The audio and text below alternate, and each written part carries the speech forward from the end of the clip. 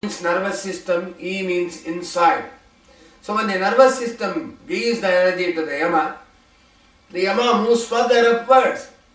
So the process of joining the nervous system and the Yama must also be taught. If this is taught, then a man can do what is called as getting inside and getting the inner knowledge. So understanding the function of the nervous system and the mind is what is called as niyama. Na is nervous system, naramandala, E is inside, to be with the yama is niyama. So the process of joining the physical body with the mind is the subject of study of the niyama, is the subject of practice in the yoga shastra. So if one has to join the nervous system in the mind, then he must know that the nervous system which gives energy to the indriya. The energy of the nervous system is called Indra.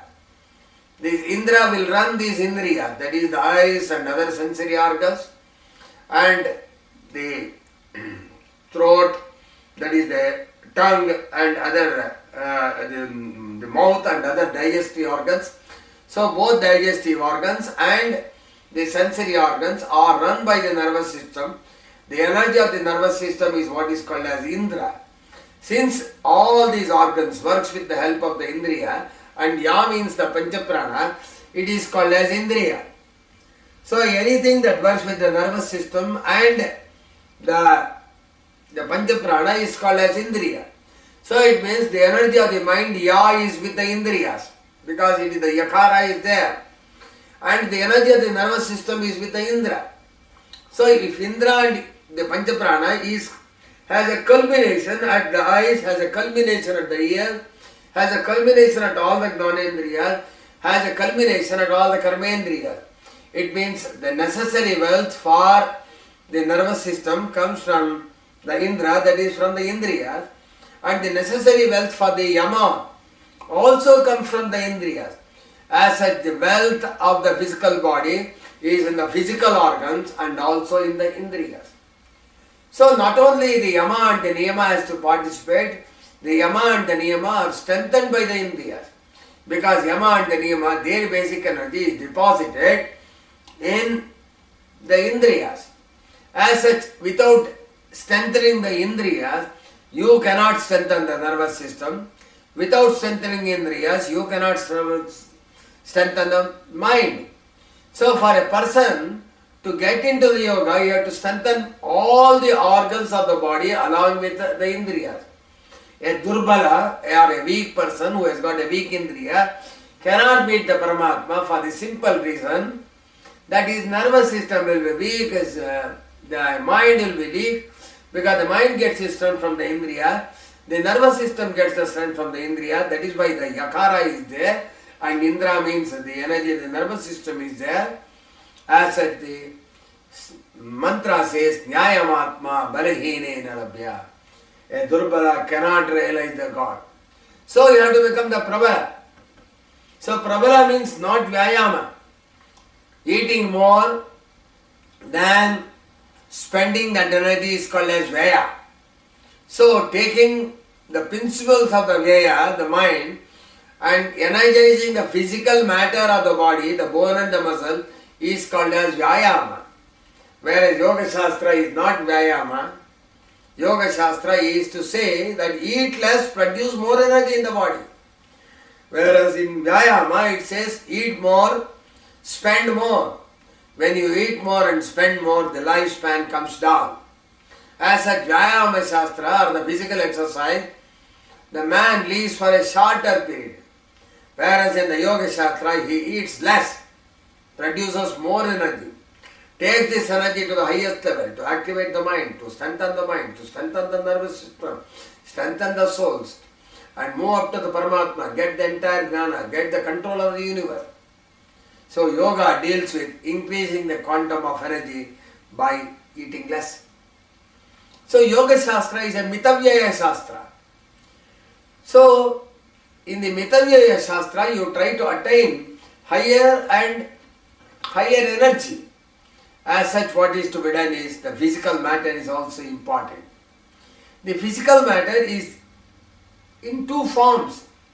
One is the physical matter is there which is run by the air. Air is a carrier of the nervous system. Air is a carrier of the mind. Without air, no function can be carried on. Air does all the functions of transportation of all these physical matters in a physical body. The air creates the necessary Agni also. So the Agni is what is called as prana. That is prana, apana, vyana, samana, udana. These 5 Agnis are called as prana, which is moved by a prime mover called the air. Then in addition to this, we have got what is called as the mind, which controls this. So you have to move the prana and the mind. Then what is needed is a carrier of energy called the breath. So the breath is what is called as prana plus yama, because the breath moves not only the Agni of the body but also of the mind. The Yoga Shastra basically tells the Agni of the body is the prosperity of the physical body. This prosperous Agni will be carried, is under the control of the mind. Consequently, the mind and the Agni of the body must move with the air, such that it can reach an higher Agni called as the Agni of the soul. It can reach much higher Agni called as the Agni of the Paramatma. So it is a transformation of the Agnis into various states is the Yoga Shastra. So in the Yoga Shastra you can find out the most subtle, most energy and the energy of the Paramatma. That is why in the Mahabharata, the Arjuna, which represents the Agni, the Dharmaraya representing the nervous system, the Bhima represents the Vayu, the Nanakula represents the bone and the muscle, the Sahadeva representing the blood, all participate, but the role of the Agni is extremely important. That is in the yoga. So the mind is represented by the Krishna, the Agni is represented by Arjuna. As such, the Krishna and Arjuna goes for higher level of energy. That is the subject of the Mahabharata called as Sankhya Yoga. So the Arjuna takes the various forms of energy at various stages. That is why the Arjuna in Mahabharata has got 54 stages of energy. That is called as 54 Agnis. That is why he has been now given a nomenclature as the 54 names in the Mahabharata for the Arjuna's character. Similarly, when the Agni enters the soul, various forms of energy enter the soul. Each form of energy brings one form of transportation. The Agni is called as Vishnu. Agnir vai Vishnu. Vyapaka charachare jagat vai Vishnu. Vyapaka Vushti vai Vishnu. It means the Agni is the Vishnu. And there are thousands of Agnis in the physical body which enter the soul. The soul is represented by the Bhishma. The Arjuna represents the Agni. Arjuna's arrows indicates various types of the Agni. He hits the soul because the Yoga Shastra is to join the physical body with the soul. So it identifies 1008 forms of Agni is called as Vishnu Sahasranama. But we are only chanting today without knowing what each word means, what each Agni does in the body, what is its function, what sort of energy level we are going into. So to visualize that we need what is called as Yoga Shastra. If that is needed, what is to be done is the physical body is also important. The breath which carries the physical body is also important. So we have to get the various knowledge of the breath. The various knowledge of the breath is what is called as pranayama. So one must master over the pranayama because it is this which runs the entire body. Similarly, if the engine is bad, you cannot get a good performance out of it. The prime mover for the engine is the air. Any energy that is to be carried in the universe is carried by the air. Air makes all forms of journey, that is why it is called voyage. Vayu means air in English also. Why I am stressing this is the vernacular is the root of the language. That is why in English you use what is called as voyage or voyager. If that is the case, then this pranayama is very, very important. Pranayama signifies how the Agni and the mind must be taken within the body. Different types of breath takes us to different Agni levels. Consequently,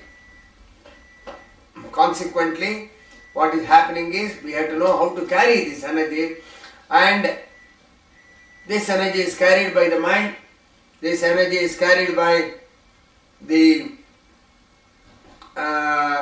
the various